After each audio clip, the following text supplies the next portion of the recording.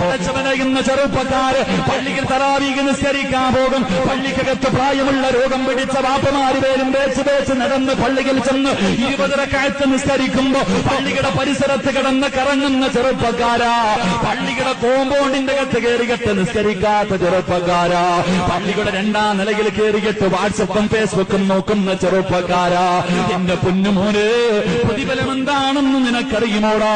ഈ റമളാനിൽ നിസ്കരിച്ചാ കിട്ടുന്ന പ്രതിഫലം എന്തെന്നറിയുവോ? മാസം 1 റക്അത്ത് നിസ്കരിക്കുന്നതിന് പകരം പടച്ചറപ്പ് കൊടുക്കുന്നത് ഒരു പട്ടണം തന്നെ കൊടുക്കുമെന്ന് നബി മുഹമ്മദ് മുസ്തഫ സല്ലല്ലാഹു അലൈഹി വസല്ലം. ഒരു പട്ടണം തന്നെ അല്ലാഹു നിനക്ക് എഴുതി തരും. അത് തിരിയണമെങ്കിൽ, ഒരു പട്ടണത്തിന്റെ വലിപ്പം നിനക്ക് തിരിയണമെങ്കിൽ മഹാനായ നബി മുഹമ്മദ് മുസ്തഫ സല്ലല്ലാഹു അലൈഹി വസല്ലം റസൂൽ പറഞ്ഞു, സ്വർഗ്ഗത്തിലൊരു മരമുണ്ട്, സ്വർഗ്ഗത്തിലൊരു മരമുണ്ട്. ആ മരത്തിന്റെ വലിപ്പം എന്താണെന്ന്